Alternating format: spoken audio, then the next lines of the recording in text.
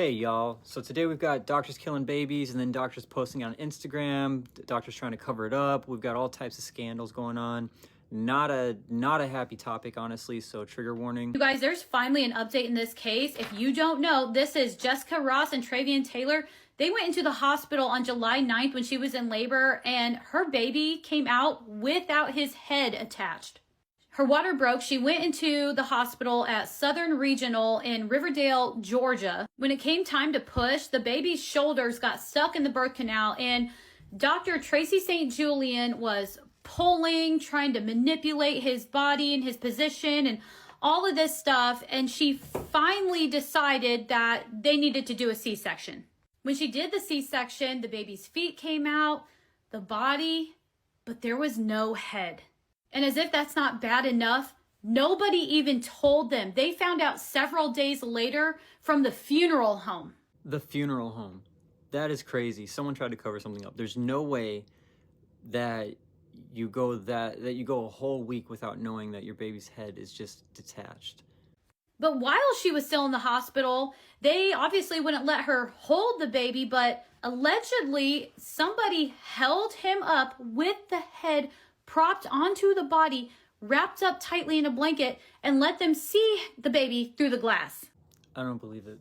That's like, I honestly have a hard time believing that, like, it's that they would do that.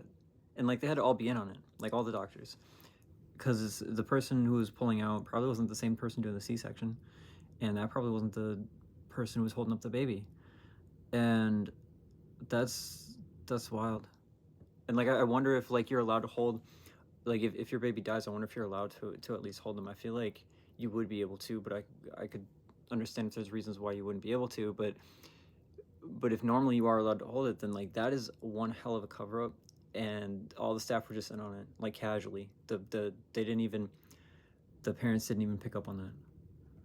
There was obviously a lawsuit filed claiming neglect because she never once called for another OBGYN to assist or give their perspective. She used excessive force, according to the lawsuit, and she waited way too long to take Jessica back to do a C-section.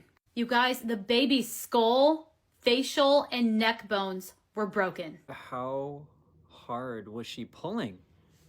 The baby's face, like even if the baby came out, its skull would be crushed. That's a lot of force. And to make matters even worse, the doctor who performed the autopsy took pictures of the baby inside and out and put onto his Instagram. So there's a lawsuit against him as well. Oh Lord, that's something else. I don't even know how you think to do that, especially a professional.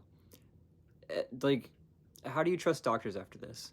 This case in every single detail is just horrible, but here's the update. The medical examiner listed the cause of death as being a homicide. So look, the medical examiner's office said the cause of death of Travian Taylor's, the baby was named after his dad, was a fracture dislocation with complete transection to the upper cervical spine and spinal cord. His death was caused by shoulder dystocia, arrestive labor, and fetal entrapment in the birth canal. The medical examiner's office also said that pregnancy-induced diabetes and premature rupture of membranes contributed to his death.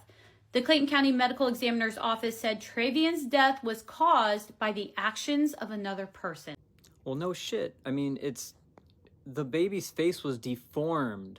Like, she pulled hard enough to break the baby's face. Like, this is difficult for me to talk about, honestly, because this is horrifying. Absolutely horrifying. Like, now I'm going to be paranoid. Like, if I ever have kids, I'm going to be looking up the doctor. Another thing that wasn't mentioned was that the doctors, they didn't just hold up the baby to make it look like his head was attached. They sent... they had communications with the couple afterwards, and the couple said, hey, we want to do an autopsy, and the hospital said, no, we don't think you should do an autopsy. They suggested that the couple get the baby cremated. Like, they actually suggested that, and that's insane. I can't think of a reason why someone would suggest that. I don't know if there's any benefits to cremation. I don't even think it's that much I think it's even more expensive than a regular funeral, depending on the casket. But the hospital suggested that. That's obviously a cover up. They better win this case unless they have just a terrible lawyer. It being ruled as a homicide is like, and the baby's face was deformed. I'm not over that. They were really looking forward to having this baby. This is really something else. Like it's hard to imagine what they're going through. It's one thing to think about. It's another thing to really be there, experiencing it. They were really looking forward to this. They already had concerns going into it, and then they thought everything was going to be okay. And just the doctor that was pulling out the baby, that's crazy, because I started thinking about, well, okay, how many other doctors are doing weird things, and just yeah,